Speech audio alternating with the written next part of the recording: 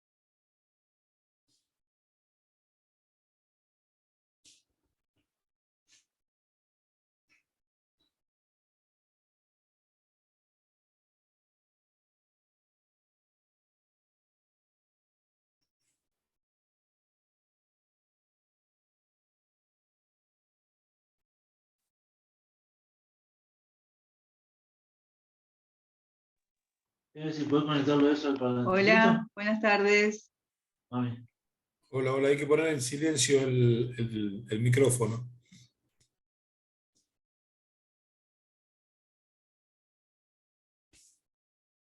Bueno, en el chat, buenas tardes. En el chat, en unos minutos, en 15 o 20 minutos, va a aparecer una planilla que tienen que completar para la asistencia a la jornada y obviamente luego para la certificación respectiva, aquel que así lo requiera. Ya en unos minutos vamos a comenzar en punto 18:05. El doctor Magula ya está conectado, así que simplemente les voy a pedir que mantengan en silencio los micrófonos. Esta es una actividad del Instituto de Derecho de Seguros del Colegio de Abogados de Junín. Por allí están distintos integrantes, la doctora Garone también. ¿Cómo estás, María? Eh, Hola, buenas tardes, ¿cómo les va? Lo que les decía, después mantener eso exactamente en silencio. Manuel Fernández, Eliana, tenés el micrófono encendido. Eh, Ahí estamos.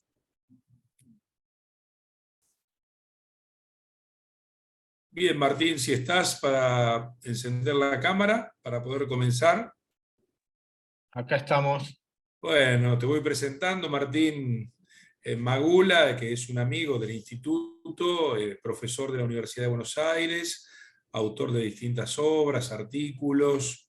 Realmente hoy nos va a plantear un tema en materia de seguros de invalidez, que es, no hay tanta bibliografía ni conocimiento en el ámbito profesional específico, con una intensa problemática. Lo vamos a escuchar con atención. Va a ser una exposición de unos 45 minutos, luego tendremos 15, 20 minutos o lo que el doctor Magula disponga para intercambiar preguntas, reflexiones, de manera tal que agradecerte, Martín, agradecer al Colegio de Abogados de Junín, a los distintos integrantes del instituto, recordarles que en el chat va a aparecer una planilla para registrar la inscripción de cada uno. En realidad también es necesaria para la certificación. Así que Martín, te escuchamos con muchísima atención y reiteramos nuestro agradecimiento. Bueno, gracias, muchas gracias. Bueno, gracias por la invitación para dar esta clase. Saludos a todos, gracias por conectarse a escucharme. Estaba mirando ahí los nombres de los conectados y hay gente que conozco, así que aprovecho para saludarlos también. algunos que hace muchos años que no los veo, pero acá están, ahí veo uno en cámara. Así que bueno. Bueno, hoy nos toca hablar de la cobertura de seguros de invalidez. Bueno, los que me conocen saben, a los que no les digo, que yo me dedico a los seguros de vida, especialmente a los seguros de personas, incluyendo a estos de invalidez, prácticamente de toda la vida, ¿no? O sea, mi carrera profesional ha girado en torno de los seguros de personas, y lejos por mucho, pero por mucho, mucho, mucho, la mayoría de los juicios han sido juicios por coberturas de invalidez. O sea, la cobertura de invalidez total y permanente es una cobertura altísimamente litigiosa. Algunos, bueno, los que conozco ya sé que saben a lo que me refiero, pero de los demás, me imagino pueden haber tenido juicios también de esto.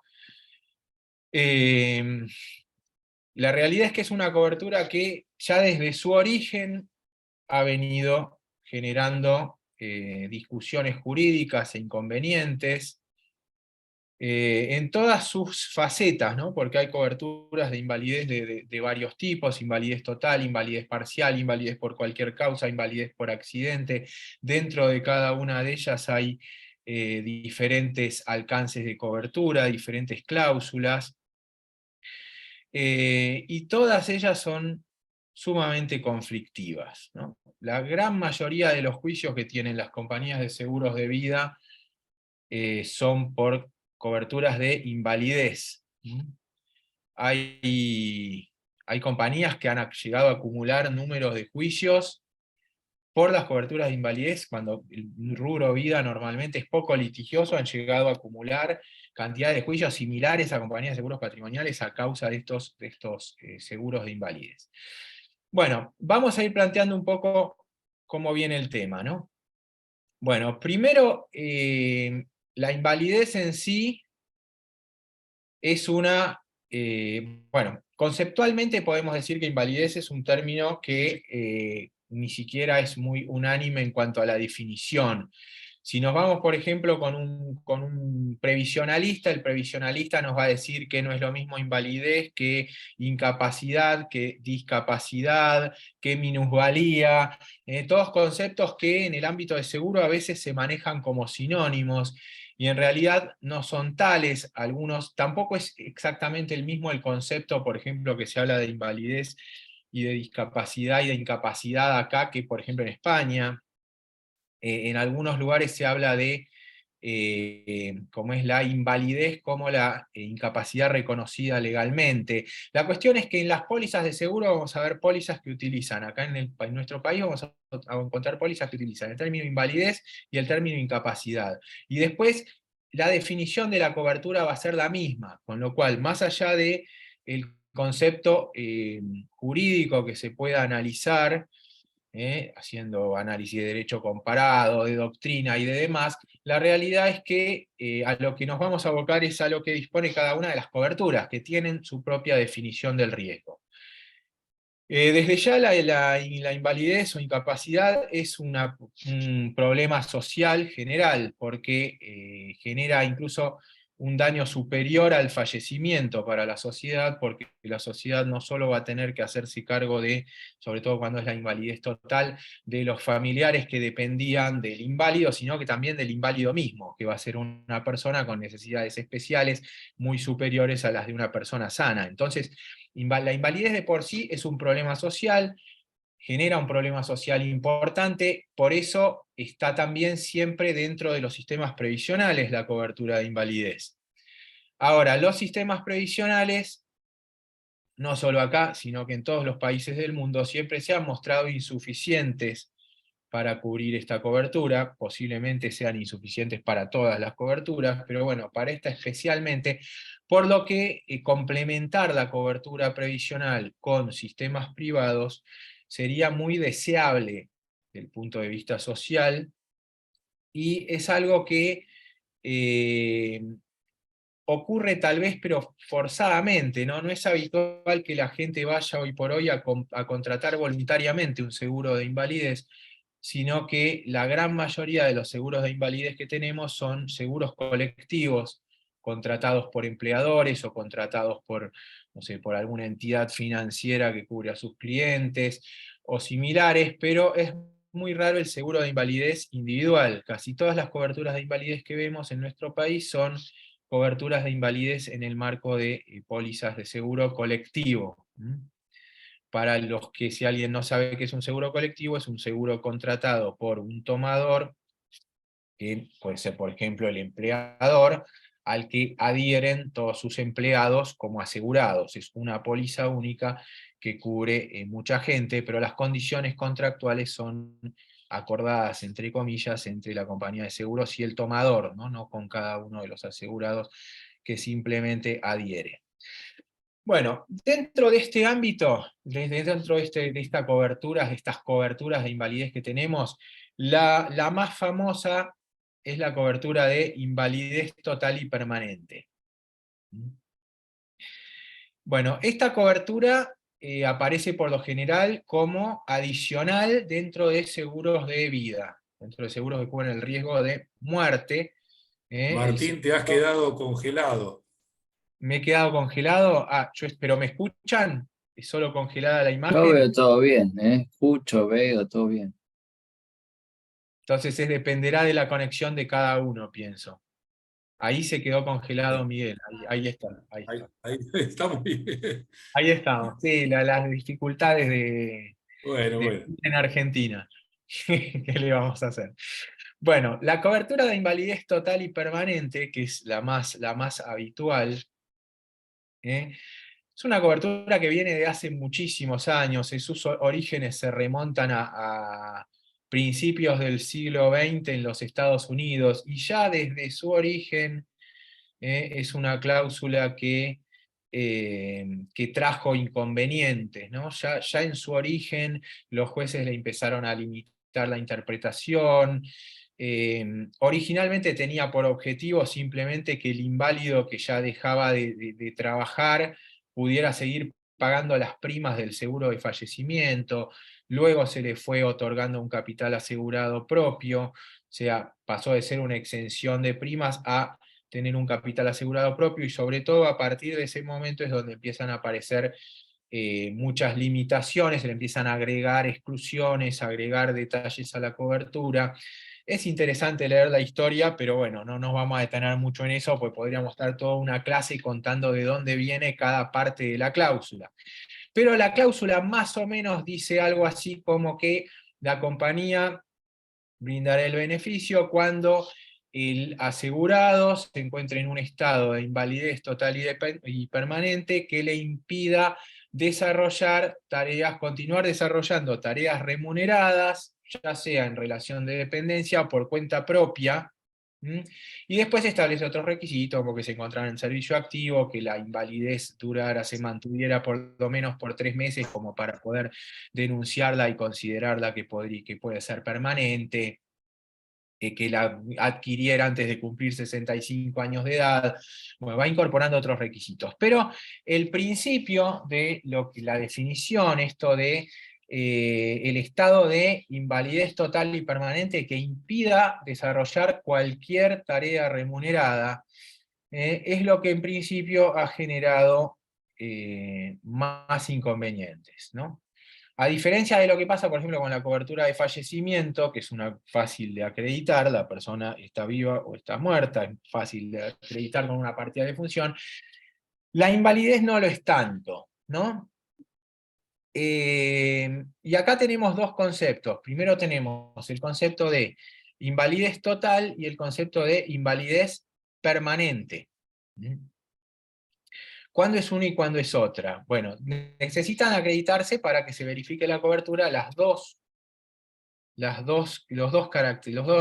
adjetivos, ¿no? Que sea total y que sea permanente.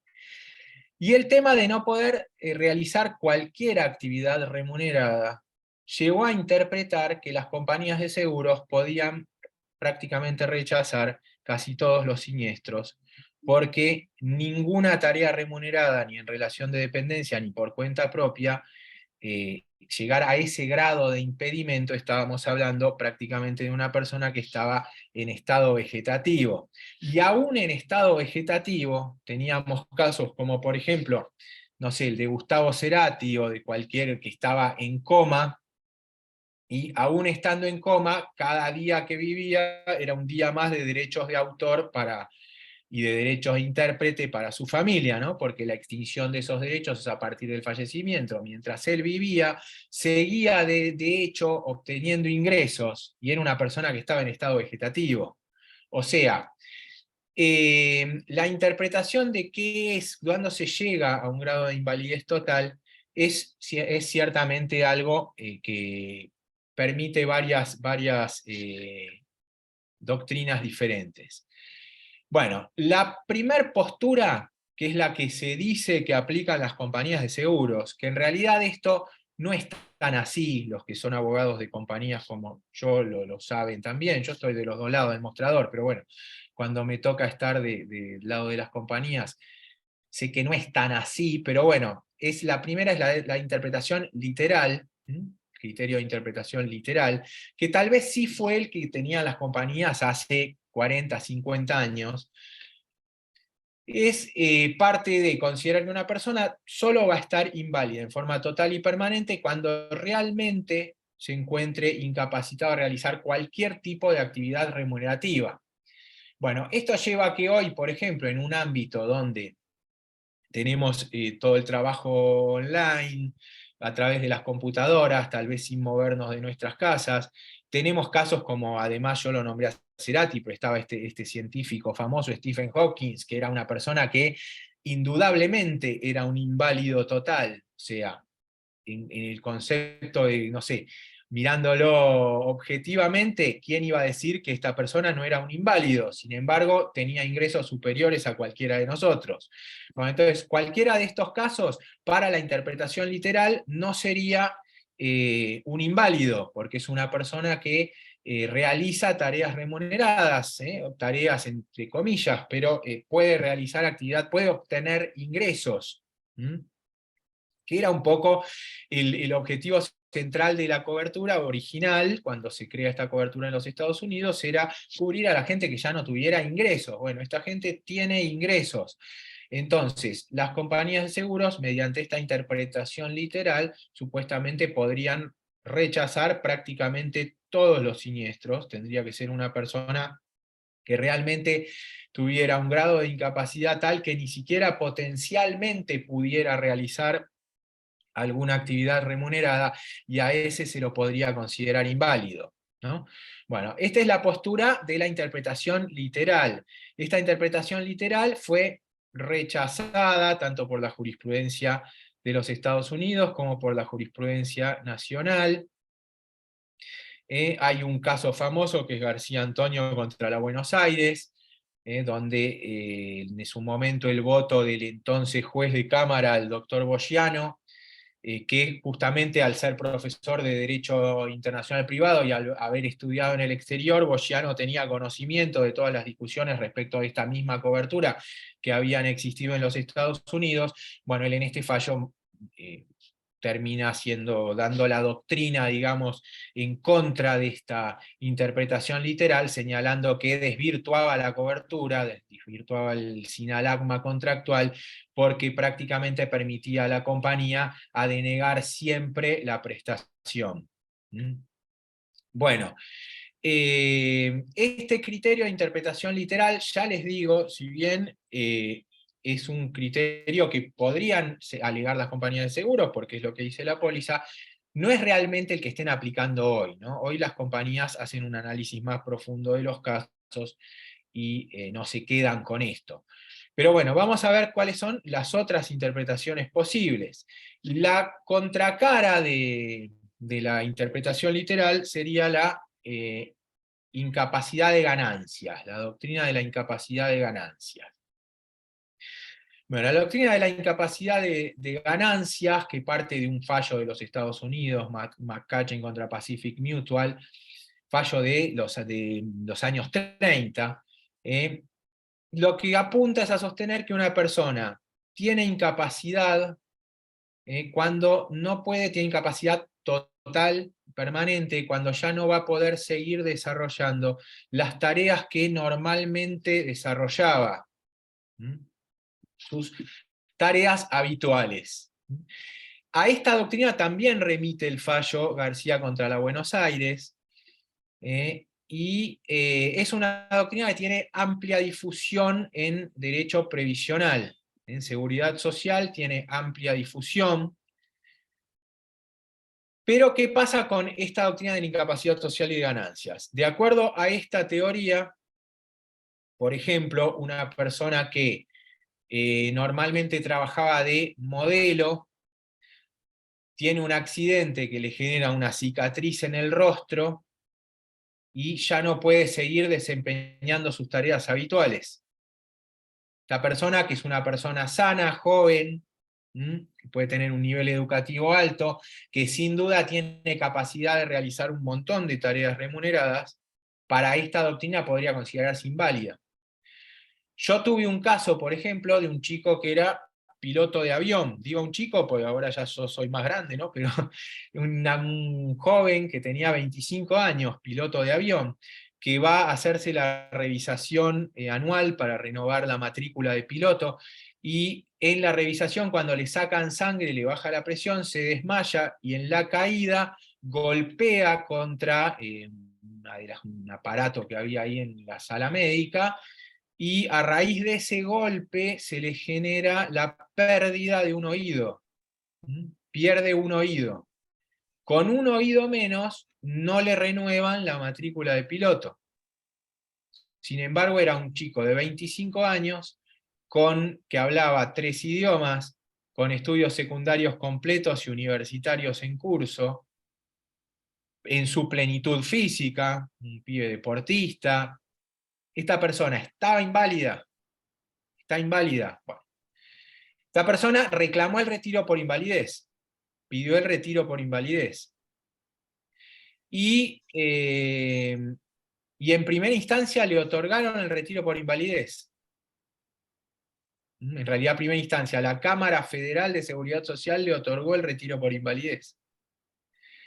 Y era una persona que, porque ahí en Seguridad Social van directamente de las comisiones médicas, van a la Cámara de Seguridad Social, ¿no? Y entonces, ¿qué pasó acá? Teníamos una persona que le otorgaban una cobertura de invalidez, en este caso pública, pero pasaba a tener una sentencia que le reconocía la invalidez, y una persona que, si la tomábamos, calculábamos la invalidez por un baremo, nos encontrábamos con que podía tener, no sé, un 15% de incapacidad como mucho. Transitoria no, pero bueno, sí era parcial. Entonces, ¿cómo podía esta persona ser reconocida como inválida total? Bueno, esto es lo que tiene la otra cara de la moneda, contrario a la interpretación literal, que es la doctrina de la incapacidad de ganancias. Esta doctrina también hoy la vamos a encontrar en un estado intermedio, igual que la otra. No es tampoco que hoy por hoy en seguridad social yo tuve después casos parecidos a este, donde no podían realizar las tareas habituales, y tampoco es que con un grado de incapacidad bajo les están dando el retiro por invalidez. Pero, si hoy en seguridad social tenemos un caso que tiene, no sé, 35% de incapacidad, y el dictamen del cuerpo médico forense dice que no puede continuar realizando sus tareas habituales, seguramente la sentencia de la Cámara de Seguridad Social va a decir que le corresponde el beneficio de invalidez total y permanente, el retiro por invalidez. Bueno, esto ciertamente, la invalidez de ganancias, genera un problema para las compañías de seguros importante, porque la invalidez, como en sí estadísticamente, o sea, la compañía puede evaluar estadísticamente cuántas personas van a adquirir un X porcentaje de invalidez en un tiempo, pero si ya esto lo multiplicamos por la cantidad de posibilidades que tiene, con cada ocupación diferente, cada tipo de lesión que se pueda sufrir, que pueda excluir a esta persona de esa actividad, ya el cálculo actuarial se hace prácticamente imposible. No es una cobertura, no es previsible, no sería imposible. Entonces, lo que genera esta doctrina es que en jurisdicciones donde se la aplica a los seguros privados, como por ejemplo, vamos a citar Neuquén, la cobertura tiende a desaparecer. Las compañías de seguro lo que están haciendo es reemplazándola por una cobertura de invalidez únicamente por accidente. Entonces, ya la cobertura de invalidez por cualquier causa amplia, que es la que más sirve a todos, va desapareciendo a causa de estas interpretaciones que, como les digo, hacen imposible el cálculo actuarial. O sea, a las compañías se les hace imposible de repente tener que enfrentar miles de siniestros de gente que por ahí tiene 30, 40% de incapacidad, y le están reconociendo invalidez por el solo hecho de que no va a seguir desempeñando las tareas habituales. Peor aún si tenemos en cuenta que muchas de estas sentencias dan por probado el hecho de que no puede continuar desempeñando las tareas habituales por el hecho de que la provincia lo haya jubilado, lo cual es peor aún porque, esto es más o menos sabido, pero es habitual que muchos gobiernos provinciales utilicen el retiro por invalidez como una forma de recambio de personal, ¿no? Bueno, entonces la otra cara de la moneda, que es la incapacidad de ganancias. Tenemos por un lado la interpretación literal, por otro lado la incapacidad de ganancias.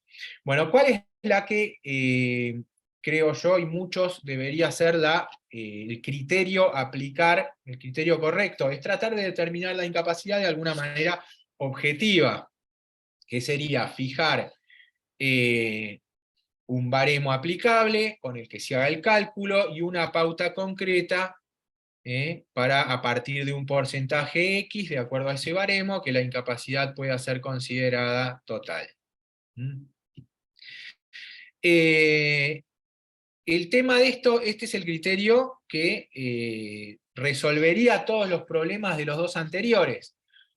Pero, ¿qué nos encontramos con esto en nuestro país? Nos encontramos con que hay dos sistemas que trataron de hacer esto. Los sistemas previsionales que trataron de hacer esto, que son el sistema de AFJP, de la vieja ley 24241, y el sistema de riesgos de trabajo. Y en ambos casos, con lo que nos encontramos es con que los sistemas son cuestionados judicialmente, y después judicialmente volvemos a el criterio de la incapacidad social y de ganancias o intermedios similares, ¿no? Entonces, esto hace que aún con estos sistemas se haya generado gran litigiosidad, y bueno, prueba de esto clara es el tema de ART y la litigiosidad que tenemos con ART. Ahora, entre los tres sistemas, ¿cuál es el que parece preferible? Bueno, el que parece preferible para mí sin duda es el de tener una pauta objetiva, porque con los otros dos nos vamos al extremo de que la compañía podría rechazar siempre, o de que, por el contrario, el juez podría en cualquier caso eventualmente decir que hay incapacidad total. Lo cual ninguno de los dos sirve, porque no permite el análisis objetivo del riesgo a ninguna de las dos partes. Mediante la utilización de algún baremo con el que pueda, digamos, la sociedad ponerse de acuerdo y de un porcentaje de incapacidad, la ley de AFJP, por ejemplo, establece el 66% más de incapacidad. Ojo que dice, se presume que la incapacidad es total cuando la incapacidad es del 66% más. Lo cual no quiere decir que pueda haber una incapacidad total con un porcentaje menor, ¿no? A partir del 66% se presume. Ahora, siempre hay que tomar alguna base objetiva para poder determinar esto, porque si no vamos a estar, como les digo, en posturas que son de imposible cálculo, y a lo que lleva esto es a que la cobertura desaparezca y que se convierta, por ejemplo, en una cobertura de accidentes personales, como está pasando en muchas provincias, que son muchísimo más limitadas, porque la mayoría de las invalideces no son consecuencia exclusiva de un accidente, ¿no? Es muchísimo más limitada, o sea, la gente que va a quedar cubierta va a ser muchísima menos. Bueno, ¿qué otros problemas surgen en torno a esta cobertura? Bueno, la permanencia de la incapacidad es otra, ¿no? ¿Cuándo una incapacidad es permanente? Las pólizas establecen una pauta mínima que dice 3 meses o 6 meses, por lo general, que dicen la incapacidad para ser considerada permanente tiene que haberse mantenido por lo menos durante 3 o 6 meses. Ahora, esto no quiere decir que al momento de la denuncia pueda no existir y que digan, no, pero la tuve 3 meses, entonces me corresponde la cobertura. No, tiene que ser un estado de invalidez total y permanente que al momento de la denuncia se haya mantenido por lo menos durante esos 3 o 6 meses que indica la póliza.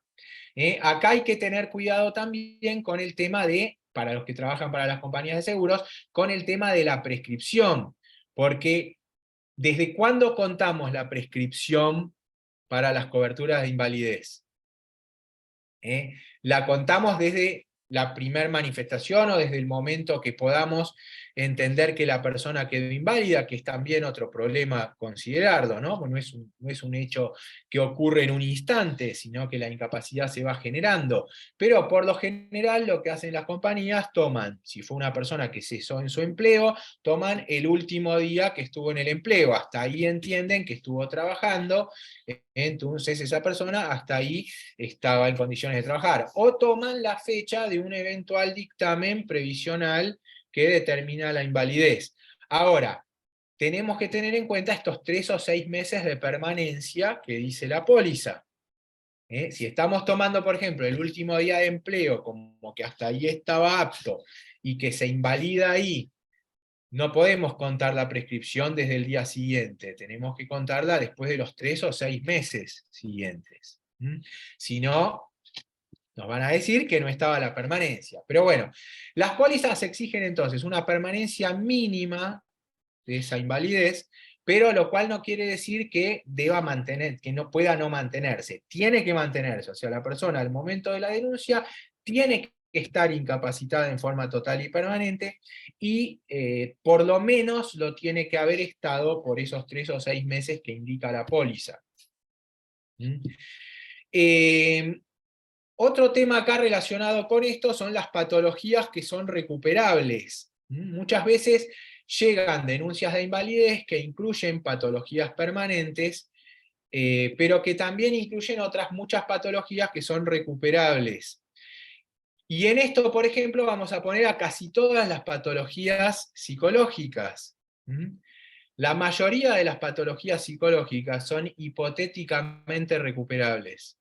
Entonces, viene una persona que tiene, no sé, una lesión de cadera, no sé, algún problema en la rodilla y una incapacidad psicológica, la incapacidad psicológica completa el porcentaje hasta llegar a un porcentaje alto, pongámosle a un 66%, un 30% de ese 66% es la incapacidad psicológica. La incapacidad psicológica, por más que la póliza no la excluye expresamente, hay pólizas que la excluyen expresamente, la realidad es que la mayoría de las veces es recuperable, por lo menos hipotéticamente recuperable, o sea, no constituye una incapacidad permanente.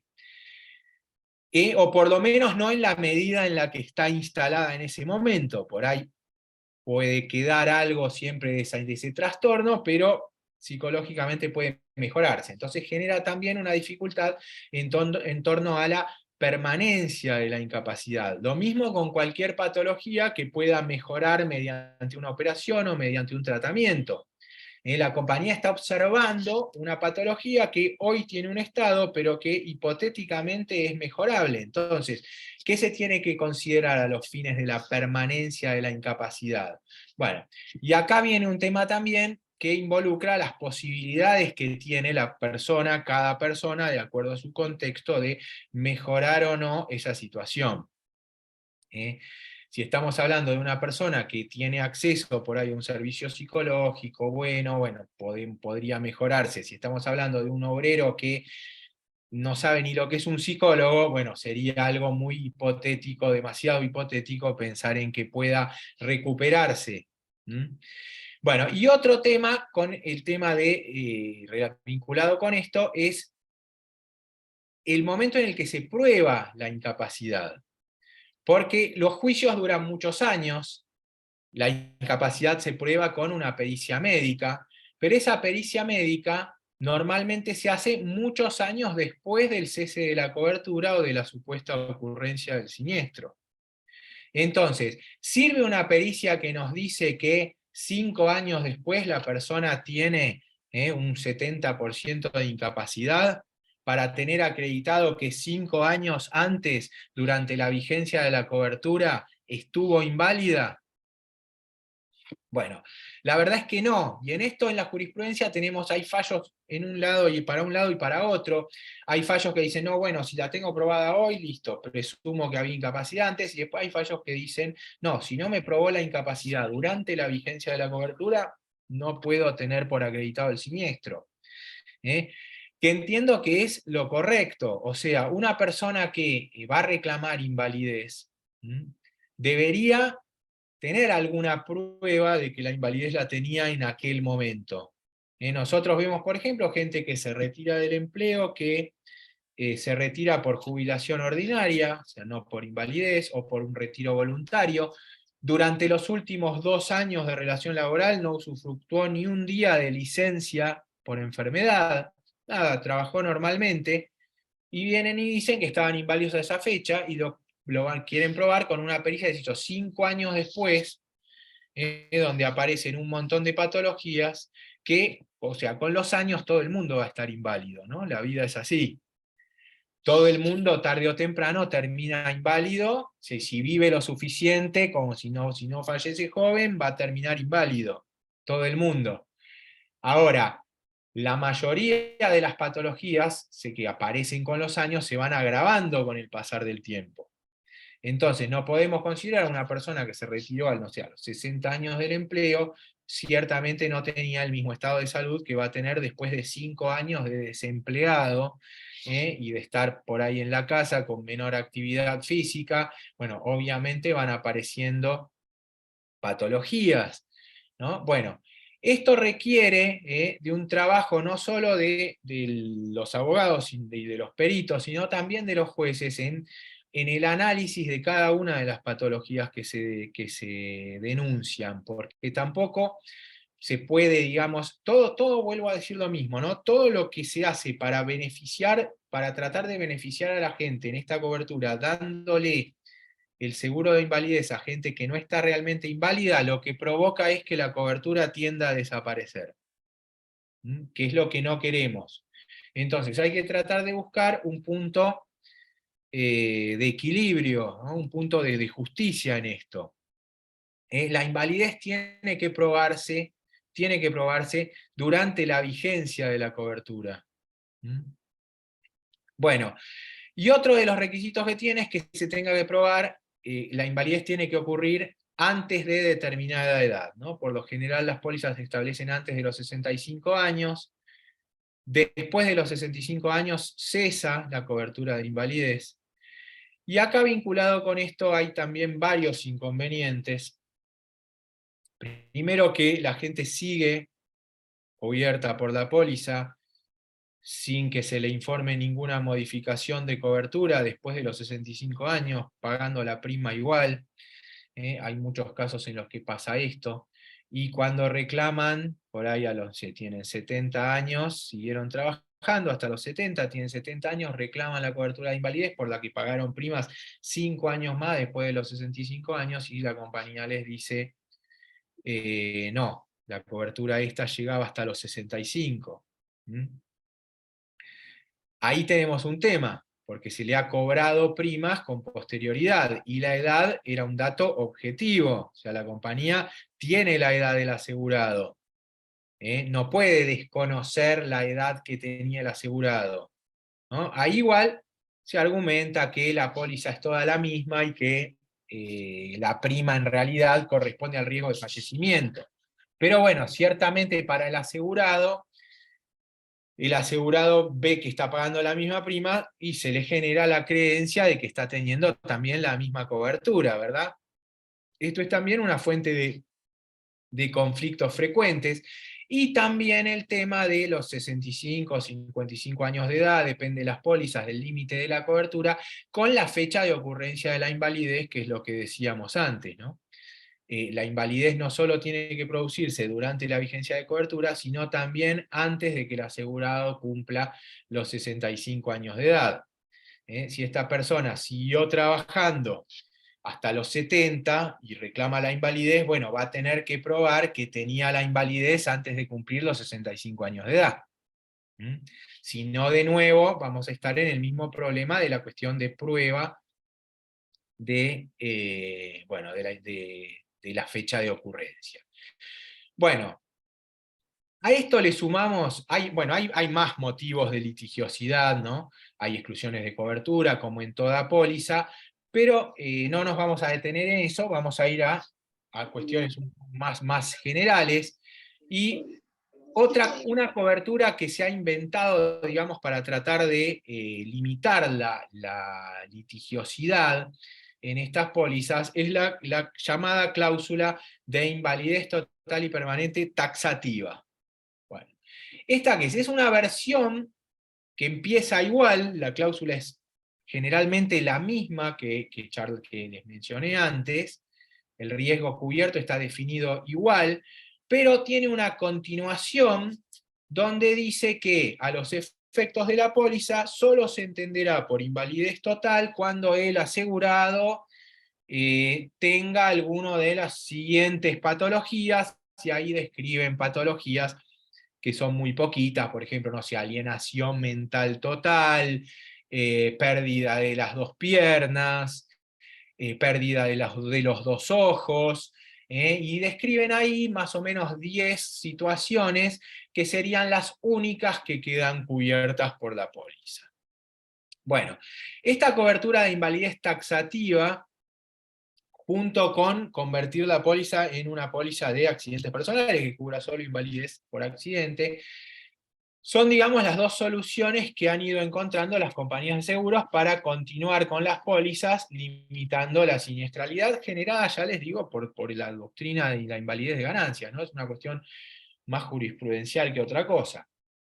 Bueno, el problema es que esta cláusula de invalidez taxativa también ha sido rechazada por la jurisprudencia. La jurisprudencia, por ejemplo, de tribunales provinciales, como es el caso de Neuquén, ha dicho que la cobertura, una vez creada la cobertura como era, que fue hace muchos años, cuando aparece por primera vez la cobertura de invalidez total y permanente, ya no puede disminuirse, porque pasa a formar parte de esta irrenunciabilidad, en este caso son empleados públicos, ¿no? De una irrenunciabilidad laboral, y que entonces ya no puede disminuirse, entonces la gente sigue cubierta por invalidez por cualquier causa, por más que la póliza delimite unas pocas causas. Entonces, la verdad es que la invalidez taxativa en la práctica no ha servido para limitar el riesgo.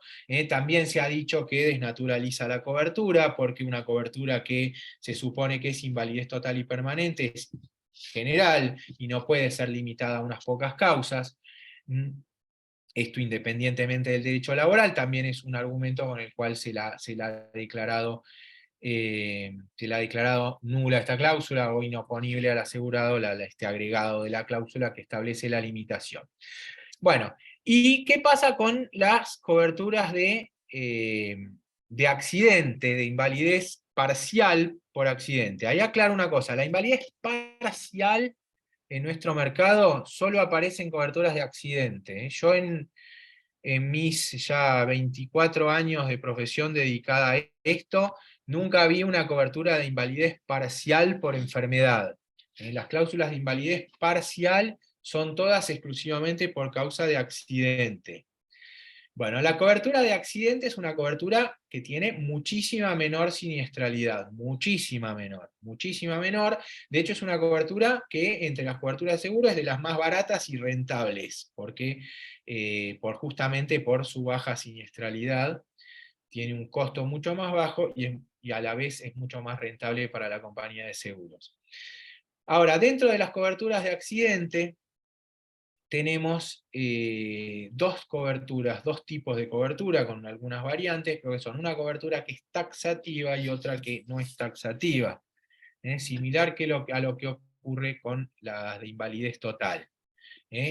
más allá de que son por accidente, la que es taxativa, a veces se llama invalidez, otras veces se llama pérdidas físicas por accidente, lo que va a cubrir es únicamente lo que está listado en la póliza, y en la póliza por lo general lo único que aparece listadas son pérdidas anatómicas. Pérdidas de ojos, pérdida de pie, de mano, de brazo, o sea, la pérdida anatómica del miembro, ni siquiera la anquilosis, en general es la pérdida total, la pérdida física del miembro. Bueno, y después está la otra cobertura, que es la cobertura amplia, que también tiene una tablita un poco más amplia, un baremo propio que establece el porcentaje de acuerdo a cada pérdida del capital asegurado que se paga, pero se completa con un párrafo al final que dice que en caso que el asegurado presente alguna otra patología invalidante, alguna otra pérdida invalidante, se va a estimar el porcentaje de incapacidad en función de lo que está previsto en el baremo. O sea, no cierra la puerta a que aparezcan otras lesiones o patologías diferentes, sino que permite todo, será una cuestión de interpretación. Bueno, la cobertura taxativa tiene un problema similar al de la invalidez total taxativa. También respecto de esta cobertura, se sostiene que desnaturaliza la cobertura, que prácticamente no aplica a casi ningún caso. Se cuestiona también su definición, que dice por ahí invalidez o pérdidas físicas, y hay pérdidas físicas que no están contempladas, entonces daría lugar al equívoco. En cambio la otra, la cobertura de que abre a cualquier posible causa, es menos problemática, tal vez la problemática ahí esté principalmente en el tema de determinar cuál es el porcentaje de incapacidad en los casos no previstos, ¿no? Ahí es donde se concentraría la litigiosidad en esta cobertura. Pero bueno, si las tenemos que poner por orden de litigiosidad, sin duda invalidez total y permanente lidera el ranking, es una cobertura altamente litigiosa, y yo creo sinceramente que la única forma de encontrar una solución a esto es a través del establecimiento de un sistema objetivo, que determine un baremo concreto aplicable, con las pautas para determinar la incapacidad, y un porcentaje a partir del cual la persona, un porcentaje razonable, a partir del cual la persona se la considera inválida. Hoy, teniendo una definición legal de invalidez, que es la de la ley 24241, yo tomaría la pauta del 66%. Pero bueno, eso es una cuestión charlable, ¿no? ¿Cuál es la pauta? Será una cuestión que los legisladores tendrán que decidir. Pero si no nos vamos a una pauta objetiva, la realidad es que a la luz de lo que estamos viendo en la jurisprudencia nacional de los últimos 30, 40 años, estas coberturas van a terminar desapareciendo de nuestro mercado, y son coberturas que sobre todo la invalidez total y permanente, es una cobertura que yo creo que es socialmente muy necesaria. Y lo que va a pasar es que desaparezca a causa de esto. Bueno, está planteado el tema, ya estamos en -10, así que si quieren hacer preguntas. Acá estamos, ahí hay una pregunta. Álvaro Zugaray. ¿Qué tal? Buenas tardes. Gracias, Martín, por iluminarnos, porque en estos temas la verdad que hay poca, como dijiste al inicio, jurisprudencia, y a veces también hay mucha inseguridad jurídica. Respecto a lo que comentaste vos sobre el tema del cese, cuando muchas pólizas, es más, en las modificaciones lo ponen, cuesta en esto determinar el momento exacto de invalidez. Tanto ya sea para disparar la prescripción como también para lo que se toma el capital asegurado, porque la mayoría de estas pólizas que tienen múltiplo de sueldo, a mí como abogado litigante me pasa que la compañía me dice, sí, te tomo la incapacidad, pero 2 años atrás, no haciendo caso a la prescripción, y tomo un capital que múltiplo de sueldo es mucho menor. Y a veces, la pregunta puntual es los parámetros para determinar el momento exacto del siniestro o de la incapacidad. Muchos lo toman en el momento que la persona, por ejemplo, es intervenido por una cuestión médica o adquiere un certificado de discapacidad y sigue la relación de trabajo, o a veces cuando se jubila. Esa es una de las primeras preguntas que tengo. Bueno, creo que compartimos algún juicio con el colega, y vos habrás visto que lo que yo pido en estos casos es al perito médico que determine la fecha de ocurrencia de la invalidez, a partir de cuándo esta persona está impedida. Ciertamente, como abogados, no podemos determinar un momento. Hay algunas pólizas que dicen a partir de qué fecha se considera la incapacidad. Dicen, por ejemplo, algunas dicen a partir del dictamen de junta médica. Bueno, el problema es que hay mucha gente que reclama invalidez y que no tiene junta médica. Y el siniestro no está definido por el dictado de una resolución de una junta médica que determine la incapacidad. Está determinado, como les dije, de otra manera. Entonces, ¿se puede tomar eso como parámetro? Bueno, es cuestionable, de hecho es cuestionado cuando aparece una póliza que tiene esto y dice, no, pero yo te tengo que tomar la fecha del dictamen. Dice, no, la fecha del dictamen no, entonces hay que ir a buscar cuándo ocurrió realmente la incapacidad. Bueno, lo que hacemos nosotros por lo general para evitar discusiones, si la persona cesó en el empleo, agarramos el capital máximo que tuvo, el último, por lo general, que es el máximo que tuvo, el capital es este, y la incapacidad la vamos a probar a esta fecha. Ahora, es también una fuente de conflicto, sí, puede serlo, porque cómo se tiene que determinar, y lo tiene que determinar un médico, no hay otra forma. El médico sí tiene que realmente poder determinarlo. Hay veces que se les hace muy difícil, te dicen, no, pero yo no tengo antecedentes de aquella época. Bueno, si no tenés antecedentes de aquella época, lo que tendría que hacer el perito es una suerte de estimación, de acuerdo al estado actual de las patologías, cómo estaban en su momento. Hay peritos que lo hacen, que se la juegan y lo hacen. Si está inválido hoy, seguramente estaba inválido antes. Y el juez va a acatar eso. O sea, el juez va a seguir lo que diga el perito en eso. Sí, acá nos pasa que por ahí muchas pólizas han modificado en la cláusula la exigencia del cese laboral como elemento administrativo.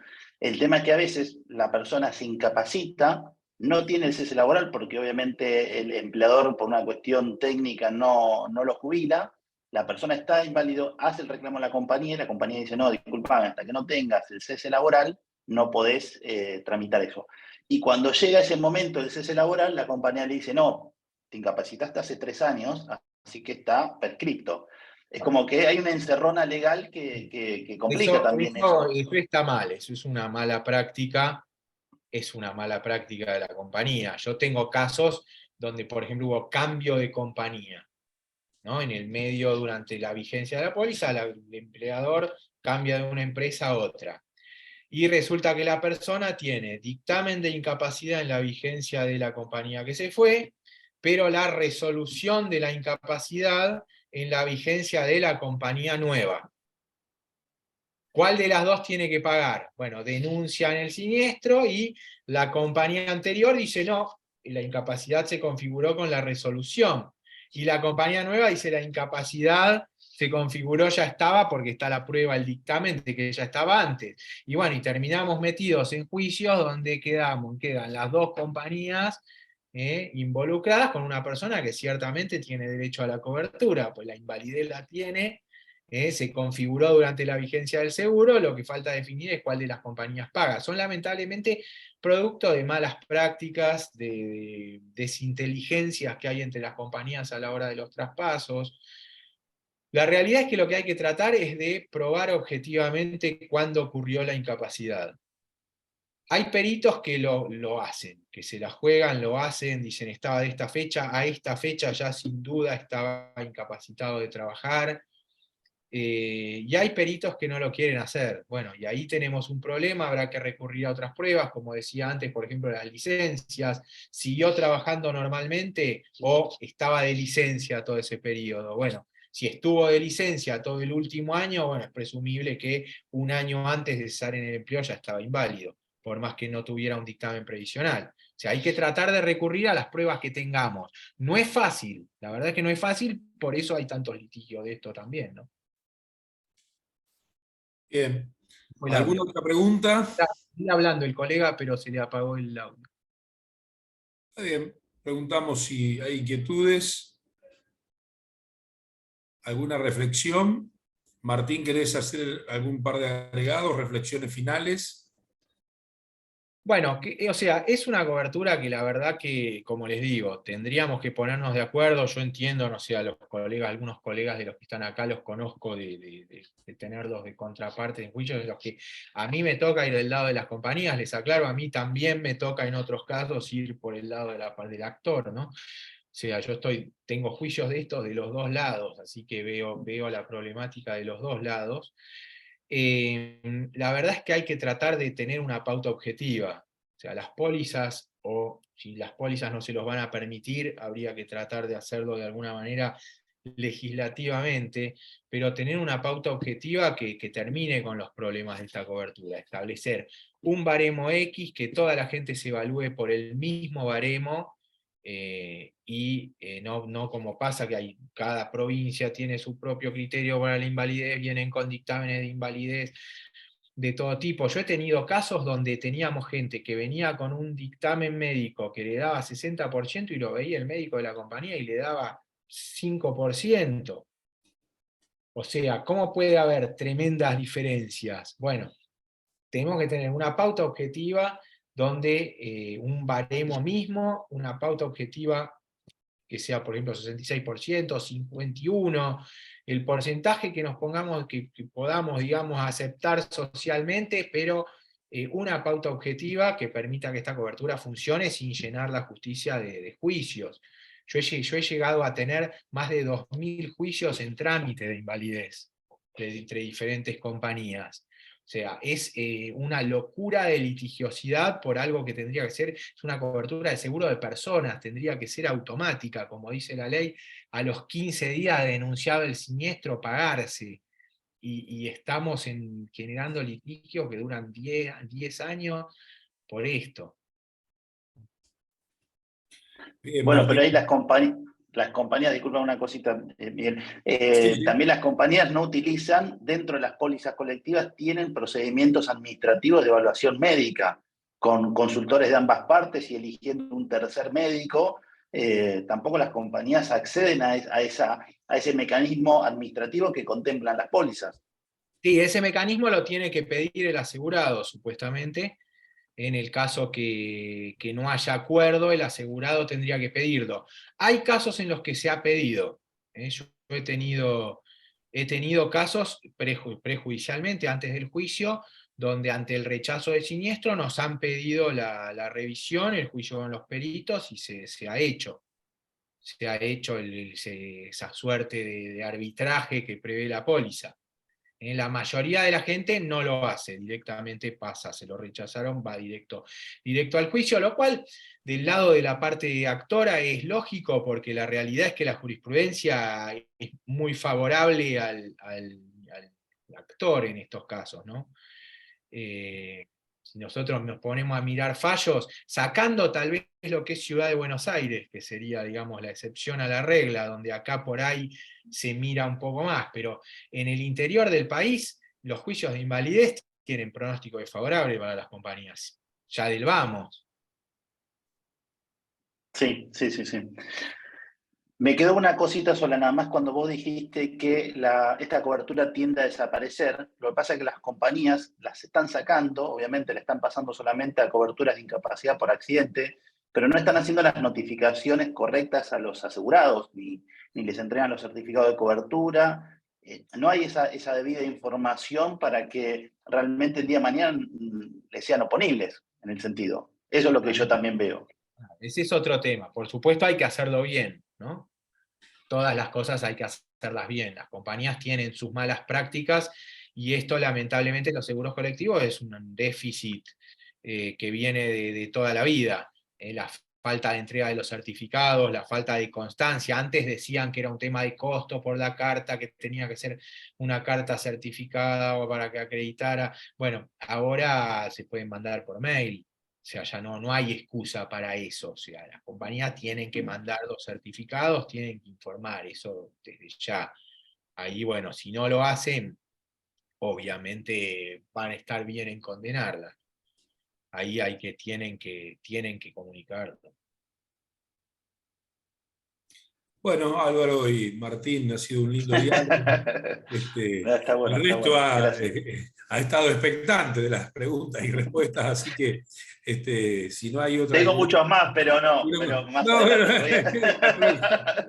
no hay problema, formulala sin problemas, y total estamos bien, con tiempo. No, pero está bien, más o menos abordó todos los temas y obviamente por ahí yo siempre opongo eso, las modificaciones que hacen las compañías año tras año con las renovaciones, y en eso cada vez van toqueteando y la falta de información a los asegurados hace que también quede, porque a mí me ha pasado que, por ejemplo, vamos a pedir la póliza al tomador y el tomador no la tiene, el asegurado no la tiene, no hay una digitalización de las pólizas en la superintendencia, que eso también se serviría para aclarar, por más que la cobertura sea así, que no se modifique tanto, que haya un lugar donde puede el asegurado acceder rápidamente a esa información que no la tiene. Y eso evitaría también los juicios, porque yo creo que ningún profesional que sabe que no tiene la incapacidad de la persona y que la cobertura no es la que corresponde, llevar eso a un litigio y es cantado ir a pérdida. O sea, ¿cómo es? La póliza se puede pedir, el artículo 14 de la Ley de Seguros le da el derecho al asegurado a pedir una copia de la póliza, eso se pide a la compañía de seguros. O sea, cualquier asegurado, seguro colectivo, de acuerdo a la reglamentación de Super, la compañía está obligada a entregar el certificado de cobertura. Dice la resolución, realidad, el reglamento de la actividad aseguradora está mal redactado y dice al tomador. sí. Entonces, lo que hacen las compañías los entregan al tomador, y el tomador es el que en teoría los tiene que distribuir a los asegurados. Ahora, nosotros hemos visto casos en los que los certificados de cobertura ni siquiera se emitieron. O sea, pedís el libro de emisión y no están, ni se emitieron. Entonces Sí. ahí hay una falta de la aseguradora. Eso se puede pedir, se puede ver. Ahora, la copia de la póliza se le puede pedir a la compañía. Hay derecho legal, está el artículo 14 de la Ley de Seguros, autoriza a pedirle la copia de la póliza a la compañía y la compañía la tiene que entregar. Si no la entrega, si uno le presenta una nota, ahora puede ser un mail, comunicaciones gratuitas, a la compañía de seguros pidiéndole la póliza, la compañía no le da la póliza, bueno, ahí sí se va a poder acreditar en el juicio una clara falta de información, un incumplimiento a un deber de información previsto expresamente en la ley. Sí, pasa en la realidad que la compañía le dice, la tiene el tomador, pedís al tomador, el tomador le dice, no la tengo yo, la tiene la compañía. Que una compañía responda a eso estaría mal. O sea, hay que ver que lo ponga por escrito, o sea, hacer el reclamo por mail, pedir la póliza, por ejemplo, por mail o por carta documento, por lo que fuera por escrito, una nota en ventanilla, lo que fuera, pedir la copia de la póliza. Y si la copia de la póliza no la mandan, hay un incumplimiento de la compañía. La compañía no puede decir, no, la tiene el tomador tiene el original de la póliza. Pero Exacto. una copia de la póliza la puede emitir la compañía y está obligada a emitirla.